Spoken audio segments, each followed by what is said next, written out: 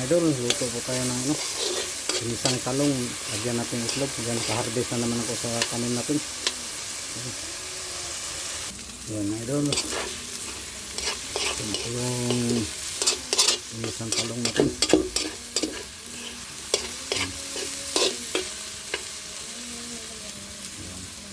Yan, lagyan natin ng tubig konti mga idol.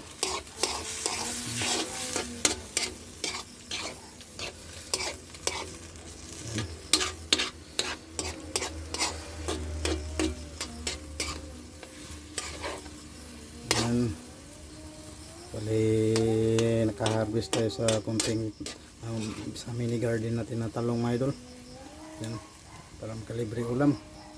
Kaya ginisa ko siya. Nilagyan natin ng itlog. Yan.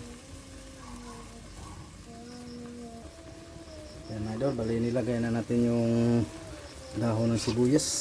Green. Kulong-kulong na siya mga idol. Yan. Isa po tayo ng talong na may itlog. Yan. Tikman natin. Yan, okay na yung timpla mga idol. Ayan sa mga idol. Oh. Yan. Yan. Ito yung ginisa nating talong na may itlog. Yan, fresh na fresh yung talong natin mga idol. Kapitas na natin kanina. Yan. Yan. Ito na siya mga idol. Luto na siya mga idol. You know? Bali ito yung fresh na talong natin mga idol. Yan. Pag may tanim talaga idol, may ma-harvest talaga mga idol. Yung matanim ko mga idol, pang ano lang yan, pang ulam-ulam lang ba, yung mga talong natin. Yan, tikman natin ulit. Okay. Yan mga idol. Yan.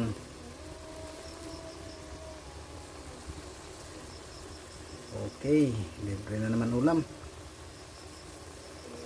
Yan, ka-ulam na tayo ng fresh na talong na may itlog.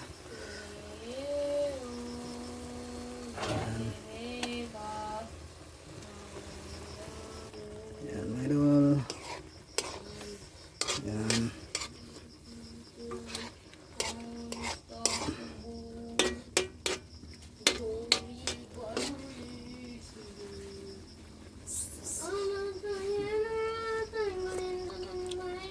Pina. Yan sa mga idol. Yan yung mga itlog.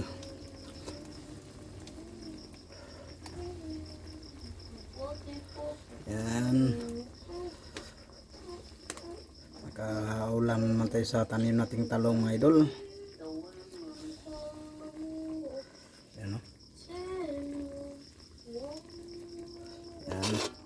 Kahit pa paano mga idol, naka-harvest tayo sa tanim natin na talong. Maka-libre-libre pang ulam.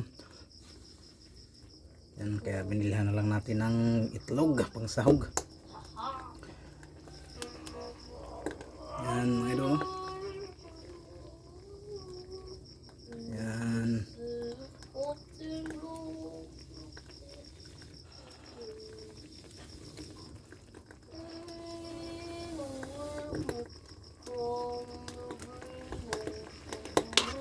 Wow, yummy, libre na ulam.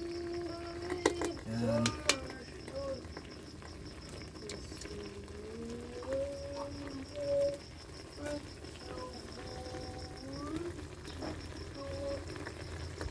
Yan mga idol. Yan. Bali hanggang dito na lang mga idol. Yan, ito yung ginisang talong natin na may itlog.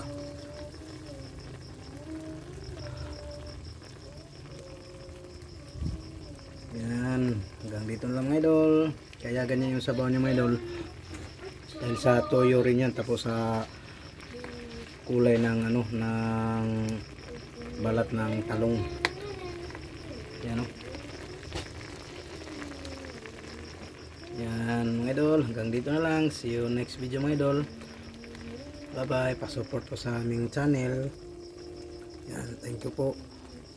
God bless, happy Sunday, good evening. Bye bye, God bless.